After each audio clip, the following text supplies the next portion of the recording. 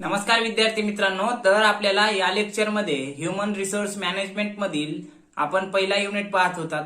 तर त्या पहिल्या युनिट मधील पुढचा पॉइंट म्हणजे इव्हॅल्युएशन ऑफ HRM. त्यालाच मराठीमध्ये म्हणता येईल काय, मानव संसाधन व्यवस्थापनाची उत्पत्ती किंवा विकास. म्हणजे मानव संसाधन व्यवस्थापनाची उत्पत्ती कुठे झाली, केव्हा झाली आणि किंवा त्याचा विकास कशा पद्धतीने झाला हे आपल्याला बघायचं आहे. तर बघा, थोडक्यात सांगता येईल मानव संसाधन व्यवस्थापन सांगायचं झालं तर मानव संसाधन व्यवस्थापन हे मानवाच्या संबंधित आहे आणि हे मानवाच्या संबंधित असल्यामुळे प्रत्येक व्यवसायामध्ये हे व्यवस्थापन होत असलेलं आपणास दिसून येते. तर बघा, मानव संसाधन व्यवस्थापनाची उत्पत्ती किंवा विकास हा वेगवेगळ्या भागामध्ये सांगता येऊ शकतो. तर पहिला मुद्दा सांगता येईल काय, की या मानव संसाधन व्यवस्थापनाची उत्पत्ती किंवा उत्क्रांती कुठे झाली, तर औद्योगिक क्रांती. पहिला मुद्दा बघू, मग लक्षात येईल औद्योगिक उत्क्रांती.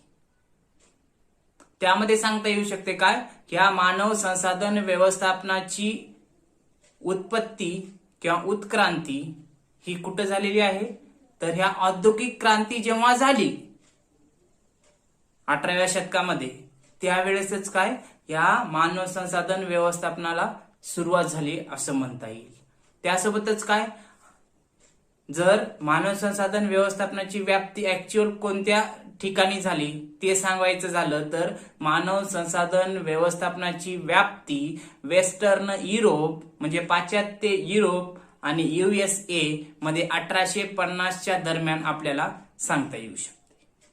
जर भारताचा विचार केला तर भारतामध्ये 1920च्या दरम्यान म्हणजेच काय 20व्या शतकामध्ये भारतामध्ये आपल्याला मानव संसाधन व्यवस्थापनास सुरुवात झाली असं सांगता येऊ शकते.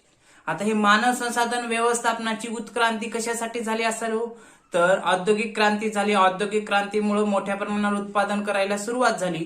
मोठ्या प्रमाणावर काय उद्योगधंदे स्थापन होऊ लागले.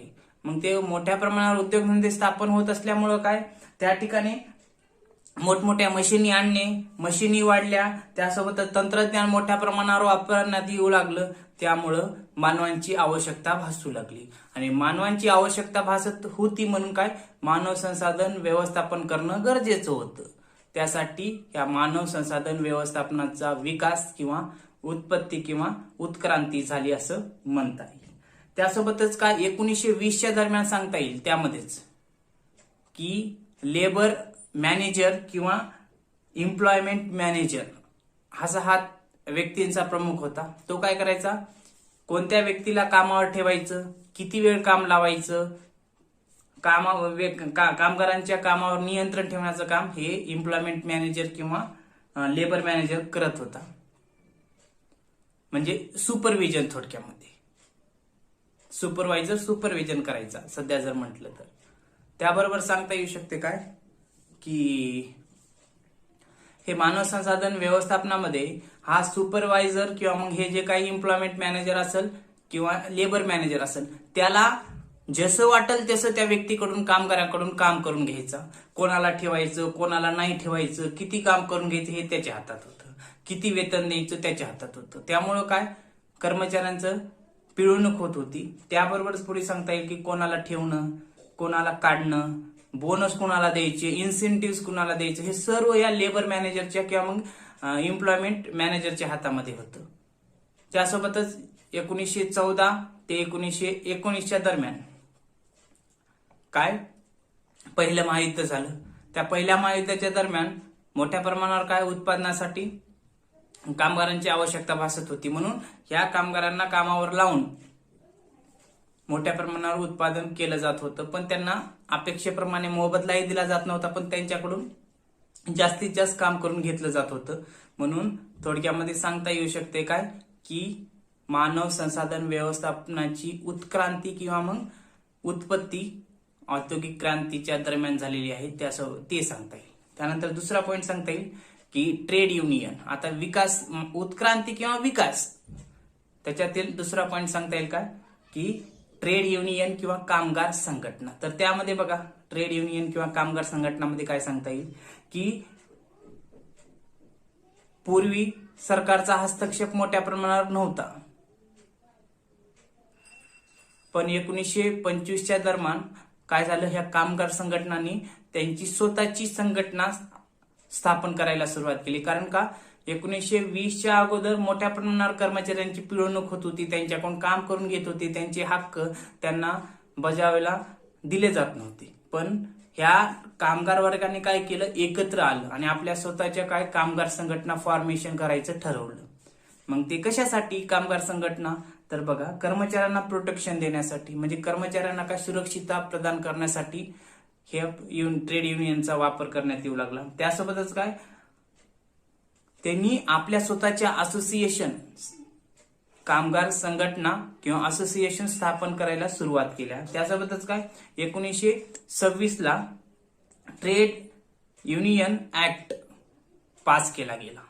हे लक्षात, म्हणजे या कामगार संघटनांनी काय 1926 मध्ये कामगार असोसिएशन असावं म्हणून काय 1926 मध्ये ट्रेड युनियन हे कायदा पास करून घेतला. त्यासोबतच काय कर्मचाऱ्यांना सुरक्षा देणे ह्या कायद्याच्या माध्यमातून, त्यासोबतच चाइल्ड लेबर 14 वर्षापेक्षा कमी वय असेल तर अशा लोकांना काय, अशा लेकरांना किंवा अशा मुलांना कामावर न ठेवणं या ट्रेड युनियनच्या माध्यमातून होऊ लागलं. त्यासोबतच काय कामाच्या ठिकाणी कामगारांना सुरक्षितता प्रदान करणं, तसंच काय पुअर वर्किंग कंडिशन असतील तर त्या पुअर वर्किंग कंडिशन कामाच्या ठिकाणी असतील, नुकसान काय होत असेल तर ते बदलणं, हे सर्व या युनियन ट्रेड युनियनच्या माध्यमातून किंवा मग ह्या असोसिएशनच्या माध्यमातून हे कामगार मांडू लागले किंवा आपल्या या कामगार संघटनेच्या माध्यमातून एक प्रतिनिधी निर्माण केला आणि त्यांनी आपल्या मागण्या संबंधित व्यवसायाच्या मालकाकडे किंवा कारखानदार आहे त्याच्यासमोर मांडू लागले. त्यासोबतच काय जर ह्या मागण्या पूर्ण जर होत नसतील तर त्यांनी काय करायचं ठरवलं की स्ट्राईक्स, उपोषण किंवा मग लॉकआउट्स, काम बंद करणं, त्यासोबत काय अशा शास्त्रांचा वापर करणं ते ठरवलं या कामगार संघटनामुळे. कारण कसं एक व्यक्ती जर धडपड करत असेल तर आपली मागणी मांडत असेल तर ती पूर्ण होत नाही, पण सर्वच कामगार एकत्र येऊन जर स्ट्राईक, उपोषण वगैरे केलं, लॉकआउट्स केलं, काम वगैरे बंद केलं तर त्यांच्या मागण्या पूर्ण होऊ शकतात. म्हणून ह्या कामगार संघटना आपल्याला स्थापन झालेल्या दिसून येऊ शकतात. यामधूनच काय मानव संसाधन व्यवस्थापनाचा विकास होत असलेला आपणास दिसून येऊ शकतो. तर पुढचा पॉइंट म्हणजे सांगता येऊ शकते काय सामाजिक जबाबदारीचे युग म्हणजे सोशल रिस्पॉन्सिबिलिटी एरा. तर यामध्ये सांगता येऊ शकते काय की मानव संसाधन व्यवस्थापनाचा विकास या सामाजिक जबाबदारीच्या युगामधून सुद्धा झालेला आपल्याला दिसून येतो. ब्रिटिश औद्योगिक किंवा उद्योगपती नावाचा एक व्यक्ती होता, तो म्हणजेच काय तर रॉबर्ट ओवेन. हा रॉबर्ट ओवेन हा औद्योगिक उद्योगपती होता किंवा उद्योगपती होता. त्यानं काय म्हटलं की बाबा की एक सामाजिक जबाबदारीचं भान ठेवून संबंधित कारखाना ज्याचा आहे त्या मालकानं किंवा व्यवसायाच्या मालकानं काय केलं पाहिजे, कामगारांना आपल्या मुलाप्रमाणे समजून त्यांच्याकडून काम करून घेतलं पाहिजे. म्हणजे जसं की आता फादर अँड चाइल्ड प्रमाणे ट्रीट केलं पाहिजे, म्हणजे तशी वागणूक दिली पाहिजे की आता एक वडील आपल्या मुलाला जसं वागणूक देत असतात, ट्रीट करत असतात, तसंच काय व्यवसायाच्या मालकाने सुद्धा आपल्या कामगारांना काय केलं पाहिजे, आपल्या मुलाप्रमाणे ट्रीट केलं पाहिजे आणि त्यांच्याकडून चांगल्या पद्धतीने काम करून घेतलं पाहिजे. त्यांच्याकडून जास्तीचं काम करून घेतलं नाही पाहिजे, त्यांना वेळेवर मजुरी दिली पाहिजे, ठराविक तासच काम करून घेतलं पाहिजे. नसता काम मोठ्या प्रमाणात करून घेत आहात आणि त्यांना मोबदला जर देत नसेल तर त्यांचं नुकसान आहे असं म्हटलं या ओवेननं. म्हणून यांनी या व्यक्तीचं ओवेन जो कोणी होता रॉबर्ट ओवेन याचं या मानव संसाधन व्यवस्थापनाच्या विकासामध्ये खूप मोलाचं कॉन्ट्रीब्युशन आहे असं म्हणता येईल. कारण याच्यामुळेच काय काही बदलही यानं सुचवलेले आहेत आणि ते बदल करण्यात आलेले आहेत. तर बघा काही बाबतीत बदल, तर कामाचे तास कमी केले. या रॉबर्ट ओवेननं काय केलं, ब्रिटिश उद्योगपती होता, यानं कामाचे तास कमी केले कर्मचाऱ्यांचे. त्यासोबतच काय राहण्यासाठी घर उपलब्ध करून दिलं, म्हणजे कर्मचाऱ्यांना राहण्यासाठी घराची उपलब्धता केली. त्यासोबतच काय कामगारांना शिक्षण, त्यांच्या मुलांना शिक्षण म्हणजे फॅसिलिटीज दिल्या, कामगारांनाही शिक्षण आणि त्यांच्या मुलांनाही शिक्षण देण्याचं ठरलं. त्यांना चांगले ट्रीट करणे किंवा वागविणे हे सुद्धा त्यांनी बदल केला. म्हणजे कामगारांना एकतर कामाचे तास कमी केले, त्यांना शिक्षण, त्यांच्या मुलांना शिक्षण, त्यांना राहण्याची सोय आणि त्यांना चांगलं ट्रीट केलं जातं.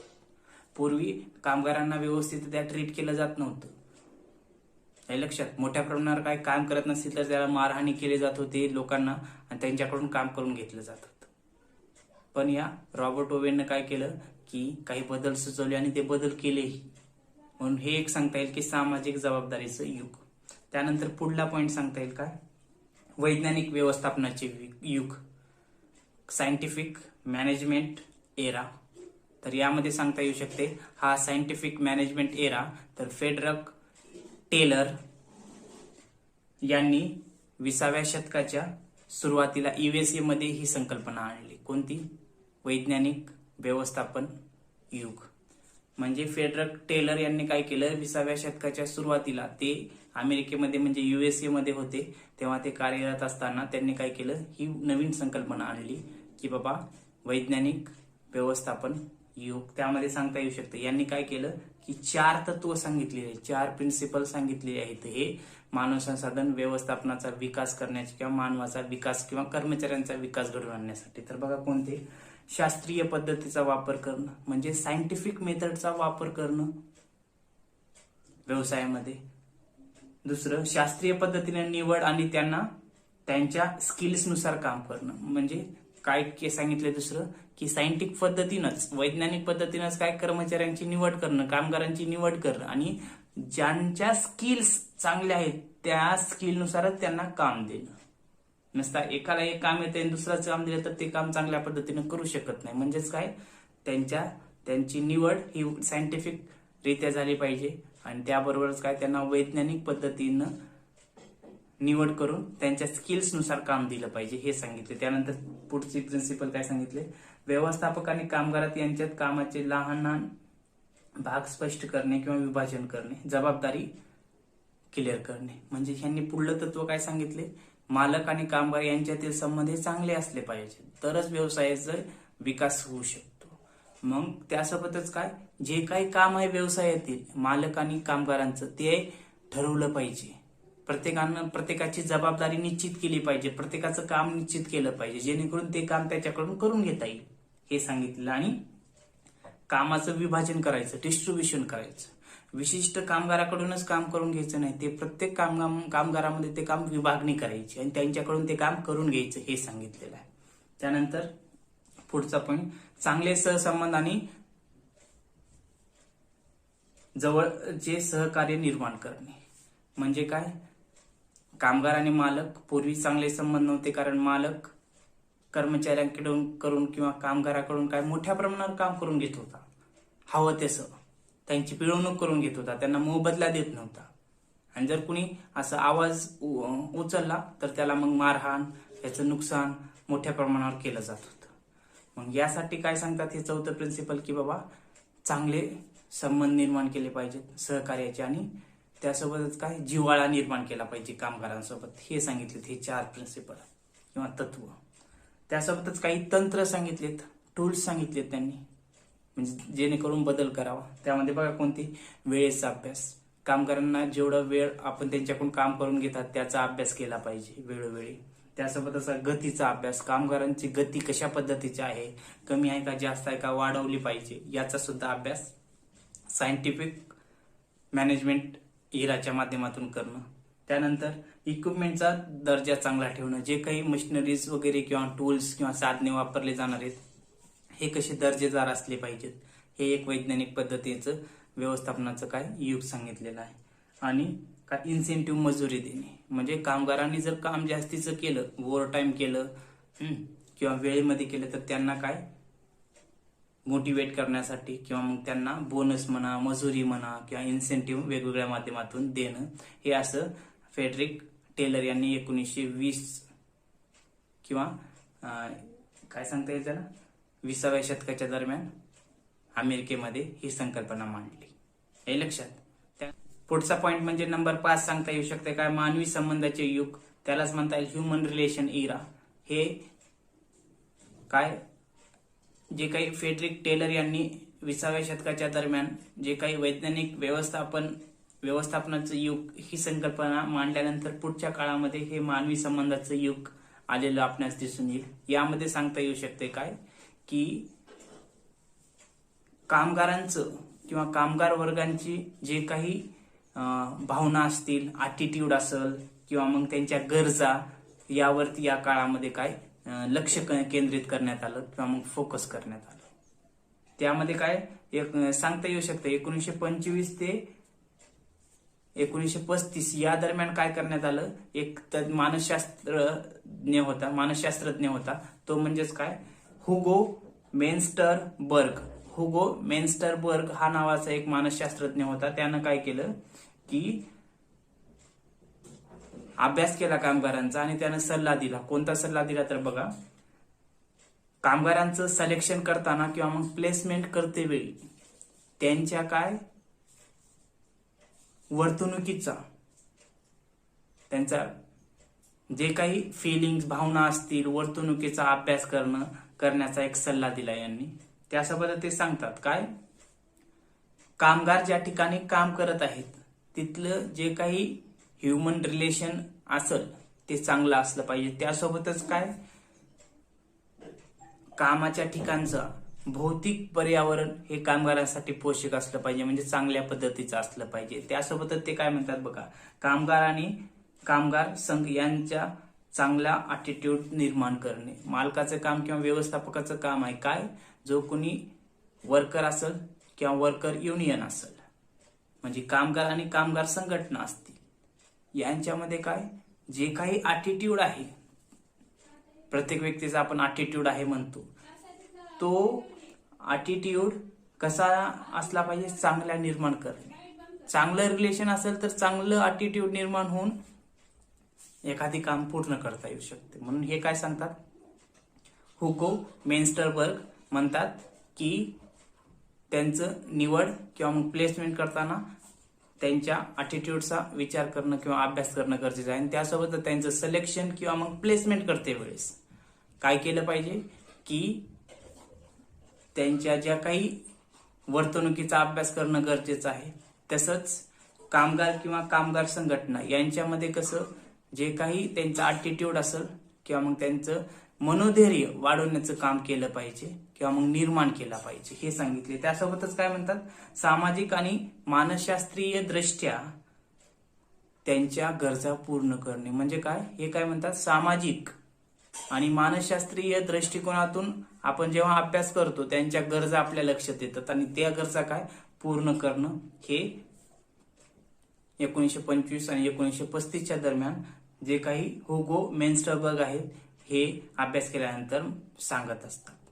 म्हणजे कसं कामगार काम करत आहेत, मग कामगार काम केल्यानंतर त्यांची सुरक्षितता असेल, त्यांची नुकसान भरपाई असेल, त्यांना मोबदला असेल, या सर्व गोष्टींचा मानसशास्त्रीय दृष्टिकोनातून अभ्यास करून त्यांच्या गरजा विचारात घेऊन त्या गरजा पूर्ण करण्याचं काम केलं पाहिजे हे सांगतात। त्यासोबतच सांगता येऊ शकते काय कामगार काम करत असताना त्यांना अभिप्रेरणा देणं, मोटिवेशन करणं किंवा मोटिवेट करणं आणि त्यासोबतच काय त्यांच्या गरजा विचारात घेऊन त्यांना कामाची सुरक्षितता प्रदान करणं, त्यासोबतच काय आपलं मत मांडण्यासाठी किंवा मत ठेवण्यासाठी त्यांना अधिकार देणं, तसंच काय ज्या काही आपले विचार आहेत ते एक्सप्रेस करण्याची परवानगी देणं, हे सर्व या कामगार संबंधाच्या युगामध्ये आपल्याला सांगता येऊ शकते। त्यानंतरचा पुढला पॉइंट 6 नंबर वर्तन विज्ञान युग म्हणजे बिहेवियरल सायन्स इरा। यामध्ये सांगता येऊ शकते काय वर्तणुकीचा विचार केला गेला आहे। यामध्ये वर्तणूक कसली असली पाहिजे हे सांगितलेलं आहे। त्यासोबतच काय सामाजिक आणि मानसिक वर्तणुकीचा अभ्यास यामध्ये केला जातो। त्यासोबतच पुढे सांगितले की वैयक्तिक वर्तणूक कशी असली पाहिजे, सामूहिक वर्तणूक कशी असली पाहिजे, मालक आणि कर्मचाऱ्यांचं वर्तणूक कशी असली पाहिजे, त्यासोबतच संबंध यांच्यातील कसं दृढ असेल, चांगला असेल तर व्यवसाय भरभराटीला लागतो, अन्यथा त्या व्यवसायाचं कुठंतरी नुकसान मोठ्या प्रमाणावर होत असलेलं आपणास दिसून येऊ शकते। त्यासोबतच काय व्यवसायामधलं जे काही वातावरण आहे ते इन्फॉर्मली निर्माण करणं, फ्रेंडली निर्माण करणं, जेणेकरून जर मित्रत्वाचे जर संबंध व्यवसायामध्ये निर्माण झाले कामगारासोबत तर ते कामगार अतिशय चांगल्या पद्धतीनं काम करत असतात. आणि जसं आपण घरी ट्रीट करतात घरचे, तसंच जर आपण मुलासारखं किंवा मग कामगारांना मित्रासारखं ट्रीट केलं तर हे कामगार आपल्यासाठी काय अतिशय वरदान ठरू शकतात व्यवसायाच्या मालकासाठी किंवा व्यवसायासाठी. आणि ते अतिशय इफेक्टिव्ह पद्धतीनं, एफिशियंट पद्धतीनं काम करण्याचा प्रयत्न करत असतात. म्हणून या ठिकाणी काय वर्तन विज्ञान योग सांगता येऊ शकते. त्यासोबतच काय अभिप्रेरणा, स्वतःवर नियंत्रण आणि स्वतःचा विकासासाठी. म्हणजे काय ह्या विज्ञान वर्तणुकीचा काय म्हणता येईल वर्तणूक विज्ञानाचं युगामध्ये सांगता येऊ शकते काय की अभिप्रेरणा.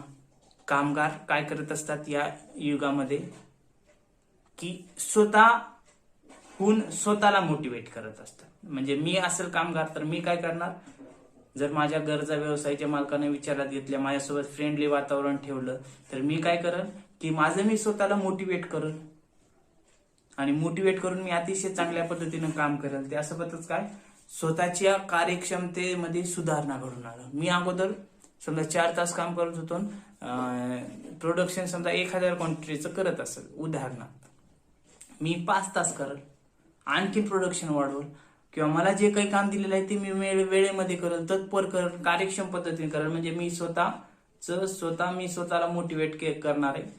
आणि त्यासोबतच काय कार्यक्षमतेमध्ये माझ्या सुधारणा घडून आणणार आहे. म्हणून हे एक सांगता येऊ शकते काय वर्तन विज्ञान युग म्हणजेच बिहेवियरल सायन्स इरा. हे कशानंतरच आहे तर ह्युमन रिलेशन इरा नंतर हे सांगता येऊ शकते.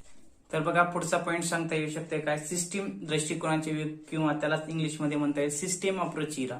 आता ही सिस्टीम अप्रोच इरा म्हणजे दुसरं तिसरं काही नसून काय व्यवसायामध्ये अनेक घटक मिळून हे सिस्टीम तयार होत असते, संरचना तयार होत असते किंवा मग ही यंत्रणा तयार होत असते.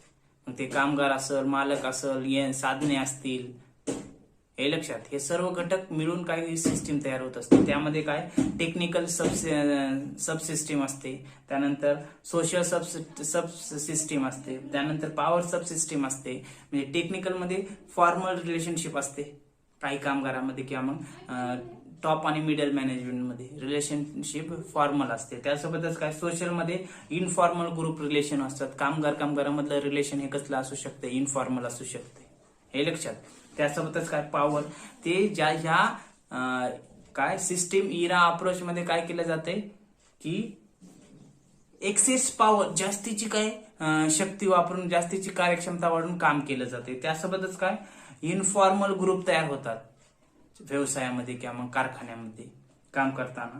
आणि सोशल सबसिस्टीम तयार होतात. म्हणजे इन्फॉर्मल झाले की सर्व सामूहिकरित्या एकत्र येत असतात, म्हणजे सोशल सबसिस्टीम पण तयार होत असते. तसंच काही याचे या सिस्टीम दृष्टिकोनाच्या युगाचे काही वैशिष्ट्य थोडक्यात सांगता येतील. बघा खूप सारे घटक मिळून सिस्टीम तयार होते, म्हणजे सर्व घटक एकत्र येऊन सिस्टीम तयार होणार आहे. त्यासोबतच काय इंटर रिलेटेड असतात, म्हणजे प्रत्येक डिपार्टमेंट कसं इंटर रिलेटेड असते तसंच प्रत्येक कामगार काम करते वेळेस काय इंटर रिलेटेड असणार आहे, एकमेकाच्या संबंधित असणारे किंवा मग जवळचे असणारे. आणि ते आवश्यकतेनुसार काय करणार आहेत, कम्युनिकेशन करणार आहेत, संदेशवहन करणार आहेत, म्हणजे कम्युनिकेटिंग होणार आहे प्रत्येक डिपार्टमेंटमध्ये काम करते वेळेस, हे लक्षात, किंवा आपली जबाबदारी पूर्ण करते वेळेस. त्यासोबतच काय कॉमनली ध्येयाची प्राप्ती. व्यवसायाचं उद्दिष्ट काय असते, नफा प्राप्ती असते किंवा उत्पादनामध्ये जास्तीत जास्त वाढ घडवून आणणं असेल किंवा मग सेवामध्ये वाढ घडवून आणणं आणि ते वितरण करणं असेल. मग अशा वेळेस काय प्रत्येक ह्या सिस्टीम अप्रोच एरामध्ये काय असते, कॉमनली ध्येयाची प्राप्ती केली जाते. सर्वजण कसं इंटर रिलेटेड होणार आहेत, एकत्र येणार आहेत बरेच घटक, आणि त्यांचे उद्दिष्ट काय असते की कॉमनली असू शकते व्यवसायाचं जे काही असेल ते. म्हणून या ठिकाणी काय सांगता येऊ शकते, मानव संसाधन व्यवस्थापनाचा विकास यासाठी झाला असतो किंवा यामधून झालेला आहे आपणास सांगता येऊ शकते. काय की सिस्टीम अप्रोच इरा, म्हणजे त्याला मराठीमध्ये म्हणता येईल काय की सिस्टीम दृष्टिकोनाचे युग. म्हणजे इंटर रिलेटेड असतात, सर्व घटक एकत्र असतात, कॉमनली काय उद्दिष्टांची प्राप्ती करण्यासाठी काम करत असतात, हे एक सांगता येऊ शकते. यामधून विकास झाला. त्यानंतर पुढचा पॉइंट सांगता येऊ शकते काय आकस्मिक दृष्टिकोनाचे युग त्यालाच म्हणता येईल काय कॉन्टिंजेंटी अप्रोच इरा. तर यामध्ये काय असतात की व्यवसायाचे जे काही उद्दिष्टांची प्राप्ती करत असताना काही अडचणी असतात किंवा समस्या असतात, आणि या अडचणी किंवा समस्या काही आकस्मिक असतात, कॉन्टिंजेंटी असतात. हे लक्षात, म्हणजे कधीही निर्माण होऊ शकतात भविष्यामध्ये. मग अशा अडचणींना सामोरे जाण्यासाठी किंवा मग अशा अडचणी दूर करण्यासाठी जे कोणी कामगार किंवा व्यवस्थापक असेल त्यांनी काय केलं पाहिजे, या कामगार संघटनाच्या माध्यमातून ती अडचण कशा पद्धतीने फेस करता येईल, कशा पद्धतीने दूर करता येईल याचा सुद्धा विचार केला पाहिजे. म्हणजे त्यामध्ये सांगता येईल किंवा परिस्थितीनुसार अडचणीला तोंड देऊन निर्णय घेणे. जे काही बोर्ड ऑफ डायरेक्टर असतात, जे व्यवसायाचे जी काही सिच्युएशन आहे ती सिच्युएशन पाहून त्या सिच्युएशनला फेस करणं किंवा मग ती अडचण दूर करणं हे करण्याचं काम करत असतात या कामगारांच्या मदतीने. तसंच सर्व स्थितीला हाताळता येणारी पद्धत निर्माण केली पाहिजे या मानव संसाधन व्यवस्थापनाच्या माध्यमातून. म्हणजे मानव संसाधन व्यवस्थापनाचा विकास झाल्यामुळं काय होऊ शकतंय की बाबा जे काही परिस्थिती असेल, सर्वच परिस्थिती कोणतीही असेल कशाही प्रकारची, त्या परिस्थितीला काय तोंड देणं किंवा मग फेस करता आलं पाहिजे. त्यानंतर काय संचालकांनी योग्य तो निर्णय घ्यावा. संचालक मंडळांनी काय केलं पाहिजे की बाबा व्यवसायासाठी म्हणा, कामगारांसाठी म्हणा काय केलं पाहिजे, योग्य परिस्थितीमध्ये योग्य निर्णय घेतले पाहिजे. कर्मचाऱ्यांच्या मागण्या पूर्ण केल्या पाहिजे. व्यवसायाची जी काही अडचण आहे किंवा मग व्यवसाय तोट्यात जात असेल तर ते तोटा का होत आहे ते फाइंड आउट करणं, ते शोधून काढणं, ते कशा पद्धतीने नफ्याचं प्रमाण वाढवता येईल, तोटा कमी करता येईल आणखीन, हे यासाठी निर्णय घेतले पाहिजेत. म्हणजेच काय की आकस्मिक दृष्टिकोनाचे युग, म्हणजे उद्या चालून जर काही अडचण आली, कॉन्टिंजंट किंवा कॉन्टिंजन्सी अप्रोच इरा त्याला म्हणता येईल, की उद्या चालून भविष्यामध्ये जर काही अडचण आली तर ती अडचण ह्या मानव संसाधन व्यवस्थापनाच्या मदतीनं किंवा कामगारांच्या मदतीनं कशी दूर करता येईल यासाठी संचालक कार्यरत असतात, योग्य तो निर्णय घेत असतात. कारण एकटा संचालक किंवा मग काही संचालक व्यवसाय चालवत नसतात, सर्व कामगार मिळून एकत्र येऊन ते काम करत असतात. मग अशा वेळेस ते काय व्यवसायाची जी काही उद्दिष्ट आहेत ते पूर्ण करण्यासाठी प्रयत्न करत असतात. म्हणून या ठिकाणी थोडक्यात सांगता येऊ शकते काय मानव संसाधन व्यवस्थापनाची उत्क्रांती, उत्पत्ती किंवा विकास म्हणता येईल. हे कशा माध्यमातून झालाय तर औद्योगिक क्रांती पहिला मुद्दा सांगता येऊ शकते. त्यानंतर दुसरा काय कामगार संघटना निर्माण झाल्या, त्याच्यातून काही विकास झाला किंवा उत्क्रांती झाली. त्यानंतर सामाजिक जबाबदारीचं युग निर्माण झालं, प्रत्येकानं आपली आपली जबाबदारी निर्माण केली, म्हणजे सामाजिक जबाबदारीचं युग तिसरा पॉईंट सांगता येईल. चौथा सांगता येईल काय की वैज्ञानिक व्यवस्थापनाचं युग आलं, त्याद्वारे काही विकास करणं मानव संसाधनाचं झाला. त्यानंतर पुढचा पॉईंट सांगता येईल की मानवी संबंधाच्या युगामध्ये काही मानव संसाधन व्यवस्थापनाचा विकास किंवा मग सुधारणा झाली, हे सांगता येऊ शकते. त्यानंतर 6व्या पॉईंट मध्ये सांगता येईल काय वर्तन विज्ञान युग, म्हणजे त्याला सांगता येईल बिहेवियरल सायन्स इरा, त्यामधून सुद्धा मानव संसाधन व्यवस्थापनाचा विकास झाला. त्यानंतर सिस्टीम अप्रोच इरा, म्हणजे काय सिस्टीम दृष्टिकोनाचे युग, यामधून सुद्धा मानव संसाधन व्यवस्थापनाची गरज आणि विकास झालेला दिसून येतो. आणि त्यानंतर शेवटचा पॉईंट सांगता येईल कॉन्टिंजन्सी अप्रोच इरा, म्हणजे त्याला आकस्मिक दृष्टिकोनाचं युग, यामधून सुद्धा काय मानव संसाधन व्यवस्थापनाचा विकास झालेली आपणास दिसून येऊ शकते. उत्क्रांती विकास हे सिमिलरच आहेत बरं का. म्हणजे उत्क्रांती ही झाली औद्योगिक क्रांतीच्या दरम्यान 1850 मध्ये काय वेस्टर्न युरोपमध्ये किंवा मग पाश्चात्य युरोपमध्ये आणि USA मध्ये. त्यासोबतच भारतामध्ये कधी झाली 1900 किंवा 20व्या शतकामध्ये. हे लक्षात, यामधून भारतामध्ये बी काय झालं की मानव संसाधन व्यवस्थापनाची सुरुवात झाली असं सांगता येऊ शकते. आणि हे बाकीचे जे काही मुद्दे आहेत ते विकासाबाबतीतच आहेत, हे लक्षात. तर या ठिकाणी आपण काय मानव संसाधन व्यवस्थापनाची उत्क्रांती किंवा उत्पत्ती थोडक्यात सांगू शकतो. ओके.